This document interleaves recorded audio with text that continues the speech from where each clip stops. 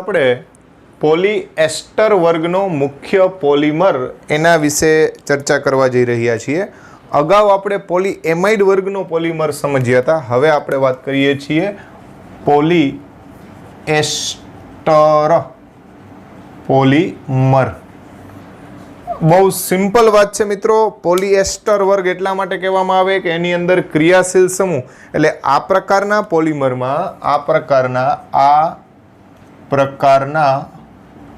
પોલિમરમાં એસ્ટર સમૂહ રહેલો છે. બહુ અતિ મહત્વનું આનું ઉદાહરણ જે છે એ ટેરેલિન અથવા આપણે જેને ડેક્રોન કહીએ છીએ. આ ડેક્રોન અથવા ટેરેલિન જે છે એ પોલીએસ્ટર વર્ગનો મુખ્ય પોલિમર છે, જે સંશ્લેષિત પોલિમર છે.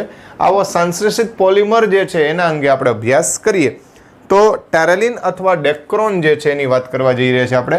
તો ટેરેલિન અથવા ડેક્રોન સમજાવું. અતિ મહત્વનો પ્રશ્ન, 2 માર્કની અંદર મોસ્ટ આઈએમપી પ્રશ્ન, બોર્ડની અંદર પણ અગાઉના વર્ષોની અંદર આ પ્રશ્ન જે છે એ પૂછાઈ ગયેલો છે. તો આપણે એની વિગતે ચર્ચા કરવી છે. અગાઉ પણ હમણાં આપણે સંઘનન પોલિમરની અંદર આનું ઉદાહરણ જોયું હતું. તો આમાં 2 મોનોમર જે છે, એટલે મોનોમર હું અલગથી જ લખું છું કે મોનોમર કયા કયા, તો તમને ખબર છે. એક છે ઇથિલિન ગ્લાયકોલ, યાદ કરો CH2OH. તો આ જે છે ઇથિલિન ગ્લાયકોલ છે, ઇથિલિન ગ્લાયકોલ કે જેમાં 2 OH સમૂહ છે એટલે આપણે એને ડાયોલ કહીએ છીએ, ડાયોલ, બરાબર છે.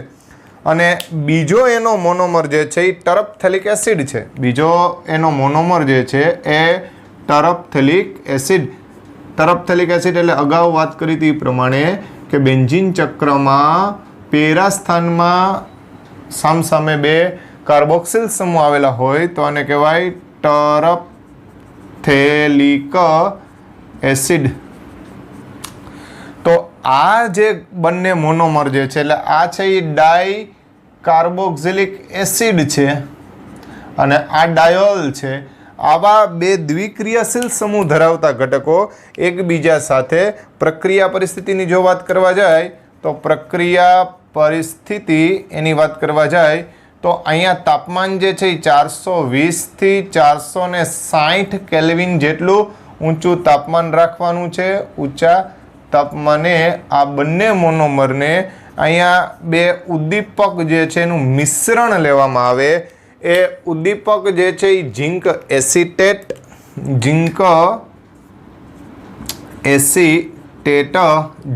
એટલે CH3COO. આ એસિટેટ આયન છે એ ઝિંક સાથે જોડાયેલો એટલે ઝિંક એસિટેટ કહેવાય. અને એન્ટીમની ટ્રાયોક્સાઇડ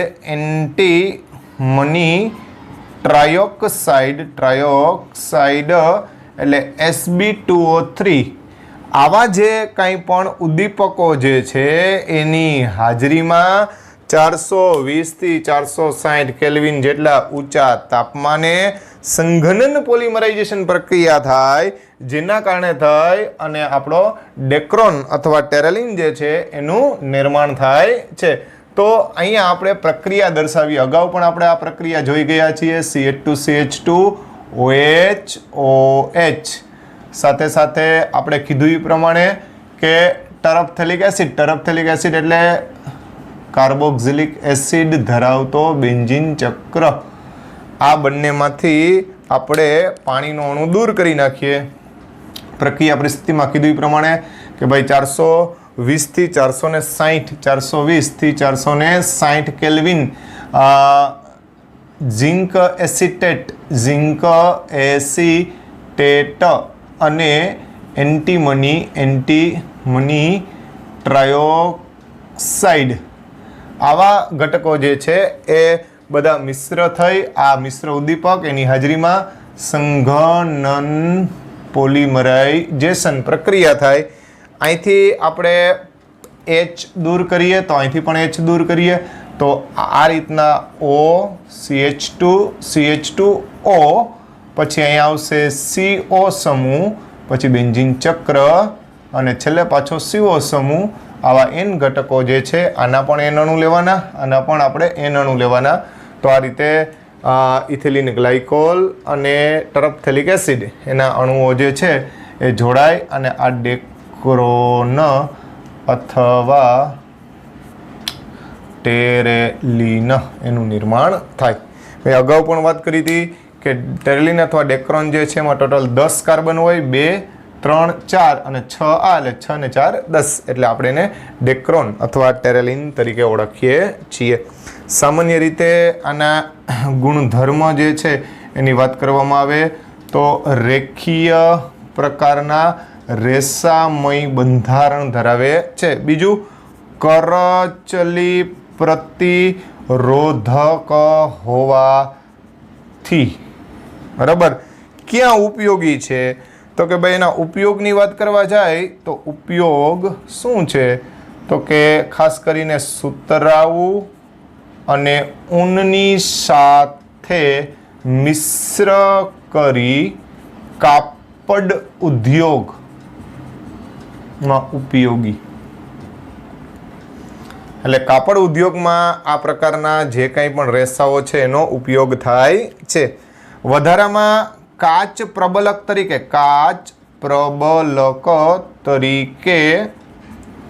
હેલ્મેટમાં ઉપયોગી છે. એટલે હેલ્મેટના જે કાચ જે છે એના નિર્માણ માટે થઈ અને કયા રેસાનો ઉપયોગ થાય છે તો કે ભાઈ ટેરેલિન અથવા ડેક્રોન જે છે એ વધારે પ્રમાણમાં આપણે ઉપયોગમાં લઈ શકીએ. આ ઉપરાંત માછલી પકડવાના ઝાડ પણ આ પ્રકારના રેસામાંથી બને છે, એ વધારાના ઉપયોગ તરીકે આપણે વર્ણવી શકીએ. તો આ થઈ વાત પોલિએસ્ટર પ્રકારનો પોલિમર અથવા તો ડેક્રોન. મિત્રો, આ ડેક્રોનની અંદર આ પ્રક્રિયા જે છે એ આગળ આવી ગઈ છે સંઘનન પોલિમરાઇઝેશનમાં, એટલે અહીંયા નથી લખેલી પણ આપણે લખવી જોઈએ. ખાસ 2 માર્કમાં પ્રશ્ન પૂછાય ત્યારે આપણે રાસાયણિક પ્રક્રિયા ન દર્શાવીએ એવું ન ચાલે, એટલે ભૂલ્યા વગર આ પ્રક્રિયા આપણે અહીંયા એડ કરવી પડશે. તો આ પ્રશ્નની અંદર એટલે પોલિએસ્ટર વર્ગનો મુખ્ય પોલિમર અથવા તો જેને કહે ટેરેલિન અથવા ડેક્રોન જે છે એનું નિર્માણ, ગુણધર્મ અને ઉપયોગ એ આપને પૂછાય તો આ રીતે આપણે પ્રશ્ન જે છે એનો જવાબ લખવો જોઈએ.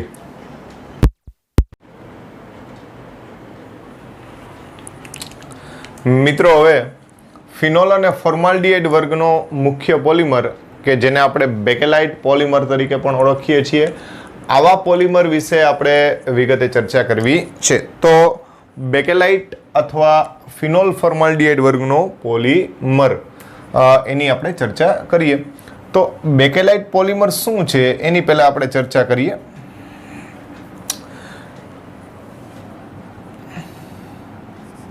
આ પોલિમર ફિનોલ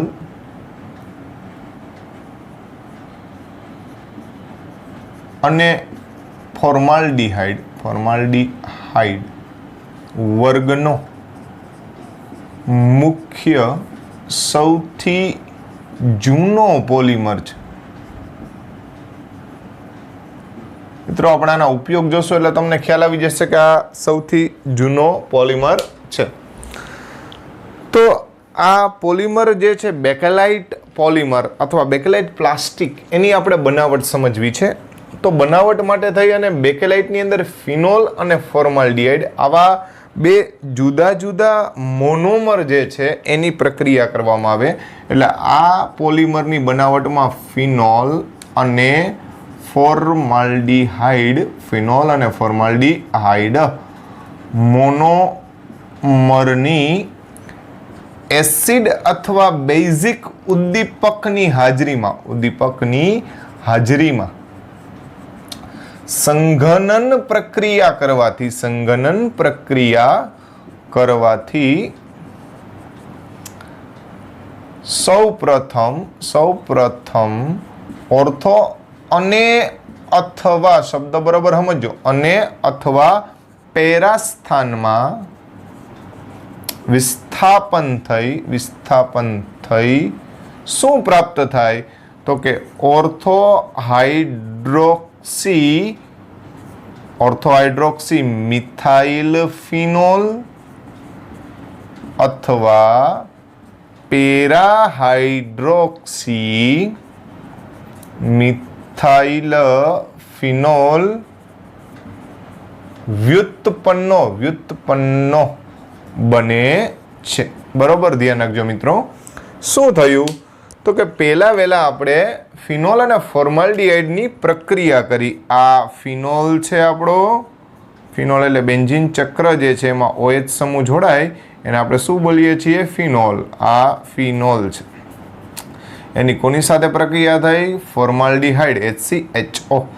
તો ફોર્માલ્ડિહાઇડ અને ફિનોલ દ્વારા આ ફિનોલ એના ઓર્થો સ્થાનમાં CH2O સમૂહ દાખલ થાય. બરોબર, ધ્યાન રાખજો. ફોર્માલ્ડિહાઇડ એટલે HC=OH. આ ફોર્માલ્ડિહાઇડનું બંધારણ છે, કાર્બોનિલ સમૂહ છે. આ બંધાયેથી તૂટી જશે એટલે બરોબર ધ્યાન, આ બેન્ઝીન ચક્રનો આ H જે છે એ આ વિસ્થાપિત ઘટક સાથે અહીંયા જોડાઈ જાય અને આ કાર્બન સાથે જોડાય. ફરીથી બોલું છું, અહીંથી H છે એ O સાથે જોડાશે અને આ કાર્બન સાથે જોડાશે એટલે આ CH2O સમૂહ ઓર્થો સ્થાનમાં દાખલ થયો. બરાબર. આવી જ રીતના ફિનોલના પેરા સ્થાનમાં પણ આ ફિનોલ એના પેરા સ્થાનમાં પણ CH2OH દાખલ થઈ શકે. એટલે અને અથવા શબ્દ છે, આમાં અથવા આમાં, અને બે જગ્યાએ પણ થઈ શકે. બે જગ્યાએ એટલે અહીંયા પણ CH2OH દાખલ થાય તો આ ઓર્થોન પેરા બંને સ્થાન થયા કહેવાય.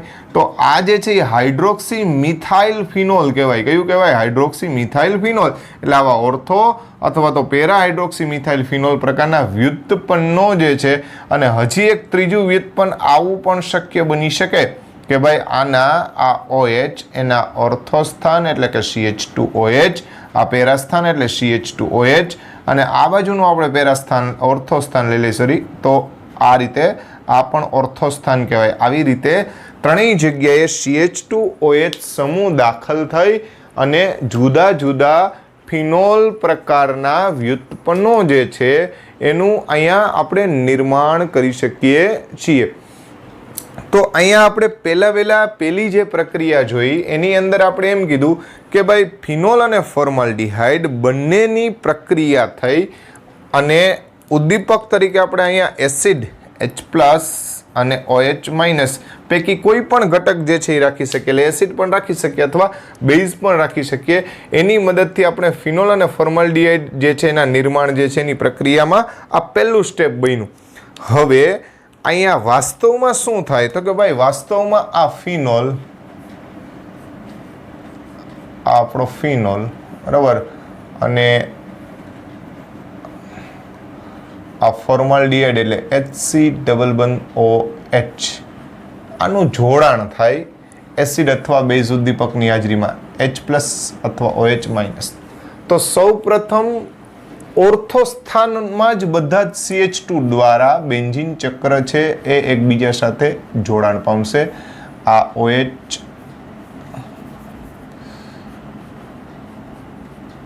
આ બીજો ફિનોલ, આ ત્રીજો ફિનોલ, આવા અસંખ્ય ફિનોલ ઘટકો એના ઓર્થો સ્થાનમાં CH2 વડે જોડાય. કઈ રીતે? બરોબર ધ્યાન રાખજો. વાસ્તવમાં અહીંયા હું ફોર્માલ્ડિહાઇડ લખું છું HCHH, અહીંથી H જાય, અહીંથી O જાય, અહીંથી H જાય એટલે પાણીનો અણુ દૂર થાય. ફરીથી બોલું છું, ફોર્માલ્ડિહાઇડ જે છે એનો HCHO એટલે આનો ઓક્સિજન, આ બંનેનો હાઇડ્રોજન, એમ કરીને પાણીનો અણુ અહીંથી દૂર કાઢીએ આપણે. તો આવા N ઘટકો એકબીજા સાથે ઓર્થો સ્થાનમાં CH2 વડે જોડાતા જાય. CH2 વડે ઓર્થો સ્થાનમાં એકબીજા સાથે જોડાતા જાય. તો આ પ્રકારના જે કંઈ પણ ઘટકો એકબીજા સાથે સતત અને સતત આગળ ને આગળ જોડાતા જ જશે. આ જે બન્યો એ રેખીય પોલિમર છે. આવા રેખીય પોલિમરને નોવોલેક તરીકે ઓળખવામાં આવે, જે રેખીય પોલિમર છે. બરાબર. તો અહીં ફિનોલ અને ફોર્માલ્ડિહાઇડ બંને એકબીજા સાથે વલયયુક્ત રેખીય પોલિમર નોવોલેક બનાવે છે, જે રંગકની બનાવટમાં ઉપયોગી છે. રંગક એટલે રંગ જે હોય, રંગીન ઘટકો જે કહી શકાય, એવા રંગીન ઘટકોના નિર્માણ માટે આપણે નોવોલેક જે છે એ રેખીય પોલિમરનો ઉપયોગ કરીએ છીએ. તો આવો જે રેખીય પોલિમર સૌ પ્રથમ બન્યો એ માત્ર અર્થસ્થાનમાં જ વિસ્થાપન થયેલું છે, બીજી અન્ય કોઈ જગ્યાએ વિસ્થાપન થયેલું નથી. હવે આ નોવોલેક જે રેખીય પોલિમર છે, આ નોવોલેકને વધુ માત્રામાં ફોર્માલ્ડીહાઇડ સાથે ગરમ કરવામાં આવે. શું કરવામાં આવે? ગરમ કરવામાં આવે. તો હવે આ નોવોલેકના પેરા સ્થાનમાં, કયા સ્થાનમાં? નોવોલેકના પેરા સ્થાનમાં મિશ્ર બંધ અથવા તિર્યક બંધ એવો શબ્દ પણ બોલીએ કે તિર્યક બંધ થી જોડાણ થઈ ન પીગળે તેવો, ટૂંકમાં કહીએ તો થર્મોસેટિંગ પ્રકારનો બેકેલાઇટ પોલિમર મળે. મિત્રો અહીંયા ધ્યાન રાખજો, ખાસ કરવાનું શું છે તો કે ભાઈ આવા નોવોલેક ઘટકો જે છે એને આપણે આ રેખીય સ્વરૂપમાં છે, હવે એને આપણે વધુ પ્રમાણમાં ફોર્માલ્ડીહાઇડ સાથે એને ગરમ કરવાનો છે. તો આવા નોવોલેક ઘટકો એકબીજા સાથે, હું અહીંયા બંધારણ દોરું છું નોવોલેકનું, CH2 પછી બેન્ઝીન ચક્ર ઉપર OH, ફરીથી પાછું CH2, ફરીથી પાછું બેન્ઝીન ચક્ર, એના ઉપર આપણે OH, ફરીથી પાછું આ જ રીતે ફિનોલનું સ્ટ્રક્ચર અને CH2 જે છે એ બંધ વડે આપણે જોડતા જઈએ તો આ નોવોલેક થાય. આવો જ નોવોલેક હું ઊંધો દોરું છું, ઉલટો દોરવાનો છે, બરોબર ધ્યાન રાખજો. એટલે બેન્ઝીન ચક્રની એક્ઝેક્ટલી આપણે નીચે બેન્ઝીન ચક્ર લખી નાખીએ જેથી કરીને આપણે બંધારણ દોરવું થોડું સહેલું પડે. તો આના ઓર્થોસ્થાનમાં CH2 જે છે એ રહેલા છે, આ ઓર્થોસ્થાનમાં CH2 જે છે એ જોડાયેલા છે અને આ ફિનોલ સમૂહ જે છે એના દ્વારા રેખીય પોલિમર જેને આપણે નોવોલેક કીધો છે, આ નોવોલેકના મેં બે જુદા જુદા અણુઓ લખેલા છે. આ એક નોવોલેક છે, આ બીજો નોવોલેક છે, બંને રેખીય પોલિમર છે. કેવા પોલિમર છે? રેખીય. હવે બંને પેરા સ્થાનમાં, કયા સ્થાનમાં? પેરા સ્થાનમાં. જેમ આ બંને ઘટક જોડાયેલા હતા CH2 વડે, એ જ રીતે આ બંને પણ CH2 વડે જોડાય અને મિશ્ર બંધ એટલે કે ક્રોસ લિંક્ડ જેને કહેવાય, આવી રીતે મિશ્ર બંધ દ્વારા આખો જે પોલિમર બનાવે છે, આ પોલિમરને આપણે બેકેલાઇટ પોલિમર કહીએ છીએ, જે થર્મોસેટિંગ પ્રકારનો પોલિમર છે. અત્યાર સુધીના જેટલા પણ પોલિમર મળ્યા એ બધા પોલિમર થર્મોપ્લાસ્ટિક પ્રકારના હતા. આ પહેલો એવો પોલિમર છે કે જે થર્મોસેટિંગ પોલિમર છે. આ અતિ મહત્વનો પોઈન્ટ છે મિત્રો, કે ભાઈ ઘણીવાર આવા પ્રશ્નો પણ પૂછાય છે કે થર્મોસેટિંગ પ્રકારનો પોલિમર કયો છે અથવા થર્મોપ્લાસ્ટિક પ્રકારનો પોલિમર કયો છે. સામે ઓપ્શન એ રીતના આપેલા હોય, આપણે એમાંથી આપણે ચૂઝ કરવાના હોય. તો થર્મોસેટિંગમાં બે જ આવે, એક બેકેલાઇટ આવે છે ને હજી એક બીજો આના પછીનો જોવાનો છે એ મેલેમાઇન છે. આ બંને પોલિમર એવા છે કે જે થર્મોસેટિંગ પ્રકારના પોલિમર છે. તો આ થર્મોસેટિંગ પોલિમર છે બેકેલાઇટ, કે જે તિર્યક બંધ દ્વારા એટલે મિશ્ર બંધ જેને કહેવાય, આપણે બંધારણની દ્રષ્ટિએ આની પહેલાં વર્ગીકરણ સમજાવેલું હતું ત્યારે પણ તમને કીધેલું હતું કે ભાઈ બંધારણમાં જો મિશ્ર બંધ રચાયેલા હોય તો એ હંમેશા થર્મોસેટિંગ પ્રકારનું બંધારણ થાય. જે ન પીગળે એવો હોય, સખત હોય, ગરમી આપવા છતાં પણ એના બંધારણમાં કોઈ ફેરફાર થતો નથી, તો એ બધી એની લાક્ષણિકતાઓ થાય. એટલે તે પીગળતો નથી, એટલે ઊંચા તાપમાને પીગળતો નથી. થર્મોસેટિંગ પોલિમર છે, સેટિંગ પોલિમર, એનું બંધારણ બદલે નહીં, એટલે સખત અને મજબૂત છે. બરાબર. વિદ્યુતનો અવાહક છે. તો આ બધી જે કંઈ પણ લાક્ષણિકતાઓ છે, આવી લાક્ષણિકતાઓના કારણે ક્યાં ઉપયોગમાં લઈ શકાય? તો કે ભાઈ ઉપયોગની જો વાત કરવા જાય તો ખાસ કરીને વાજાના રેકોર્ડ જે છે, રેકર્ડ કયો અથવા રેકોર્ડ જે કયો, એટલે કે ટૂંકમાં જે તમને ખબર હોય તો જૂના જમાનામાં જે ટેપ રેકોર્ડર ટાઈપનું ઓલું વાજા જેવું આવતું એનું જે રેકોર્ડર, એટલે અત્યારે કેમ સીડી છે એ જ રીતના રેકોર્ડર જે છે એ આના બનેલા હોય. આ ઉપરાંત કાંસકા એટલે દાંતિયા, કાંસકા, બરાબર. તો આ કાંસકા જે છે એ પણ આ થર્મો સેટિંગ પોલિમર જે બેકેલાઇટ છે એમાંથી બને. અને વિદ્યુત સ્વિચો, બરાબર, એટલે આપણે જે બધી ઇલેક્ટ્રિસિટી લાઇટની બધી સ્વિચો જે છે એ આ બેકેલાઇટ પ્લાસ્ટિકમાંથી બનતી હોય છે. એટલે તમને કીધું કે આ ખૂબ જ જૂનો પોલિમર છે, ઘણા વખતથી આ પોલિમર વપરાય છે. કેમ કે રેકોર્ડના અવાજ એટલે તમે જોયું હશે કે જૂના જમાનામાં આ પ્રકારના રેકોર્ડર જે છે એનો ઉપયોગ થતો. એ જ રીતના સ્વિચો પણ તમને ઘણા જૂના બિલ્ડિંગની અંદર જોવા મળશે. તો આ રીતે આ ફિનોલ ફોર્માલ્ડિહાઇડ વર્ગનો સૌ પ્રથમ પોલિમર જેને કહી શકાય એ છે બેકેલાઇટ. એમાં પહેલાં એક રેખીય પોલિમર મળે જે નોવોલેક છે. આ ભૂલાય નહીં ભાઈ, આ રેખીય છે અને આ મિશ્ર બંધિત છે. બંનેમાં ફેર એટલો જ છે કે આમાં માત્ર ઓર્થો સ્થાનમાં જ જોડાણ થાય, જ્યારે આવા અનેક ઘટકો એકબીજા સાથે પેરા સ્થાનમાં મિશ્ર બંધ દ્વારા જોડાય ત્યારે એનું બંધારણ બદલી જાય અને એ થર્મોસેટિંગ પ્રકારનો પોલિમર બની જાય, જેને આપણે કીધું છે બેકેલાઇટ પોલિમર. તો આ રીતે બેકેલાઇટ પોલિમર. આ પ્રકારનો છેલ્લો પોલિમર આવે છે જે છે મેલામાઇન ફોર્માલ્ડિહાઇડ પોલિમર, બરાબર. આની પહેલાં આપણે બેકેલાઇટ જોયો જે ફિનોલ ફોર્માલ્ડિહાઇડ હતો. આ મેલામાઇન ફોર્માલ્ડિહાઇડ છે. મેલામાઇન અને ફોર્માલ્ડિહાઇડ બંનેમાંથી રચાતો પોલિમર મેલામાઇન ફોર્માલ્ડિહાઇડ પોલિમર.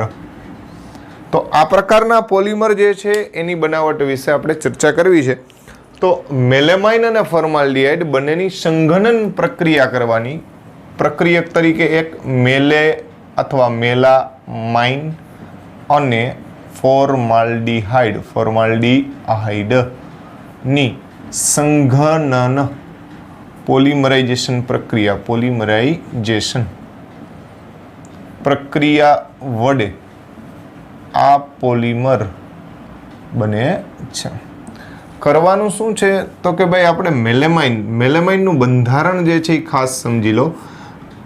આ રીતે બેન્ઝીન ચક્ર જે છે એની અંદર બરોબર ધ્યાન રાખજો, કાર્બનનું નાઇટ્રોજન વડે વિસ્થાપન કરવામાં આવે, એટલે બેન્ઝીન ચક્ર નથી, બરોબર. તો આના બંધારણ જે છે એમાં આપણે કહેતા હતા કે ભાઈ અહીંયા આ બેન્ઝીન ચક્ર જે છે એમાં બધી જગ્યાએ કાર્બન હોય, એમાંના 3 ઘટકોમાં નાઇટ્રોજન દ્વારા એનું વિસ્થાપન કરી નાખો. બધા જ કાર્બન હોય તો એને સમચક્રીય કહેવાય અને એમાંના કેટલાક ઘટકો અલગ હોય તો એને વિષમચક્રીય કહેવાય. એટલે આ વિષમચક્રીય ઘટક છે. આમાં આપણે એકાંતરે દ્વિબંધ બેન્ઝીનની જેમ જ રચવાના હોય. જ્યારે આ કાર્બન છે મિત્રો, ખાસ સમજો, અહીંયા 12 બીજા દેખાય છે કાર્બન છે, એની હારે એમિનો સમૂહ જોડાયેલો હોય. કયો સમૂહ જોડાયેલો હોય? એમિનો. એટલે આ નાઇટ્રોજન છે એ રિંગની બહાર છે અને આ ચક્રની અંદર જ છે. આ બંધારણ જે છે એ મેલામાઇન બંધારણ છે. કયું બંધારણ છે? મેલેમાઇન અથવા મેલામાઇન. આ મેલામાઇન જે છે એની હારે ફોર્માલ્ડિહાઇડ એટલે HC ડબલ બંધો H એની પ્રક્રિયા થાય. એટલે સૌ પ્રથમ અહીંથી આપણે આ ડબલ બંધ તોડી નાખીએ, આ H ને આની સાથે જોડી દઈ અને આ કાર્બનને આ N સાથે એટલે NH સાથે જોડી દઈએ તો આપણને એક મધ્યમવર્તી રેઝિન મળશે. આ સંઘનન પોલિમરાઇઝેશન પ્રક્રિયા દ્વારા એક મધ્યમવર્તી રેઝિન પ્રાપ્ત થાય. એ મધ્યમવર્તી રેઝિન આ ટાઈપનો જે આપણે દર્શાવી શકીએ. આ જે રિંગ જે છે એમાં નાઇટ્રોજન આ આપણું ચક્ર જે છે એમાં બધી જગ્યાએ બહારની સાઈડ 3 એમિનો સમૂહ કાર્બન સાથે જોડાયેલા હતા, જેને આપણે મેલામાઇન કહેતા હતા. આમાંના એક Hનું અહીંયા વિસ્થાપન થયેલું છે એટલે અહીંથી H નીકળી જશે અને અહીંયા CH2OH બની જશે. ફરીથી કહું છું, આ H અહીંયા આવે એટલે NH CH2OH બને. આ મધ્યમવર્તી પરિસ્થિતિ ધરાવતું છે. મધ્યમવર્તી રેઝિન એવો શબ્દ વાપરેલો છે. આવા અસંખ્ય ઘટકો એકબીજા સાથે સંઘનન પોલિમરાઇઝેશન પ્રક્રિયા દ્વારા જોડાય એટલે મેલામાઇન પોલિમર બનાવે. જેના મેલામાઇન પોલિમર જે છે એને આપણે દર્શાવવા માટે આ મેલામાઇનનું જે બંધારણ જે છે નાઇટ્રોજન, નાઇટ્રોજન, નાઇટ્રોજન. અહીંયા આપણે એકાંતરે દ્વિબંધ દર્શાવી દઈએ અને હવે આ NH અહીંથી OH અને સામેથી H સતત દૂર થતા રહેશે. એટલે ફરીથી બોલું છું, અહીંથી આપણે H કાઢતા જઈએ, અહીંથી આપણે OH દૂર કરતા જઈએ તો આ જે છે ને એ રેખીય પરિસ્થિતિ થાય. પણ જો અહીંયા પણ તમારે જોડાણ ચાલુ રાખવું હોય તો NH2માંથી Hનું શું કરવું પડે? વિસ્થાપન. એટલે અહીંયા પણ આપણે વિસ્થાપિત પરિસ્થિતિ બતાવી અને આ શોર્ટ એન્ડ સ્વીટ બંધારણ બતાવેલું છે. આગળ આપણે બેકલાઇટમાં જે છે એ વિસ્તૃત બંધારણ દર્શાવ્યું હતું. આમ સતત અહીંયા પણ ચાલુ હોય બંધારણ, અહીંયા પણ ચાલુ હોય. તો આ જે છે એ ક્રોસ લિંકિંગ અથવા તિર્યક બંધ દ્વારા એકબીજા સાથે જોડાય. આ રીતે જે બને પોલિમર એને આપણે મેલામાઇન પોલિમર કહીએ છીએ. એટલે આ મેલામાઇન પોલિમર ખાસ ધ્યાનમાં લેવા જેવો થર્મોસેટિંગ પ્રકારનો પોલિમર. આમાં પણ એકવાર એનું બંધારણ સેટ થઈ ગયું એટલે પછી આપણે એનું બંધારણ ગરમી વડે વીખી શકતા નથી. આ ધ્યાનમાં રાખજો. અને મિશ્ર બંધિત પોલિમર છે. બરાબર. આ પ્રકારનો પોલિમર સ્વાભાવિક છે કે મિશ્ર બંધિત હોવાના કારણે થઈ અને એમાં બંધારણ જે છે એ ખૂબ જટિલ હોય એટલે પ્રમાણમાં મજબૂત અથવા સખત હોય. તો એનો ઉપયોગ શું ભાઈ? તો કે એનો ઉપયોગ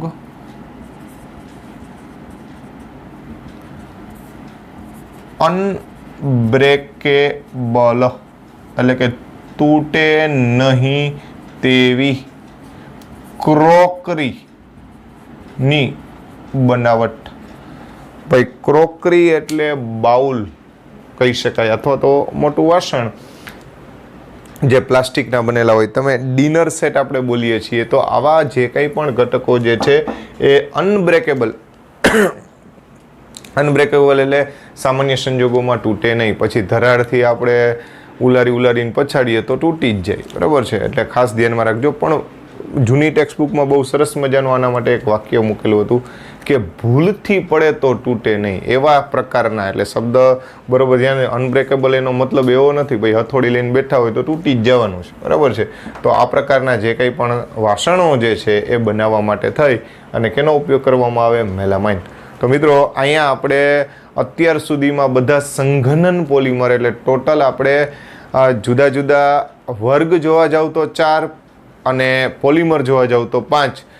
4 વર્ગ એટલા માટે કે પેલો નાયલોન વર્ગ અથવા તો પોલીએમાઇડ વર્ગ જોયો, બીજો જે છે એ આપણે પોલીએસ્ટર વર્ગ જોયો, ત્રીજો ફિનોલ ફોર્માલ્ડિહાઇડ વર્ગ જોયો અને આ ચોથો જે છે એ મેલામાઇન ફોર્માલ્ડિહાઇડ વર્ગ જોયો.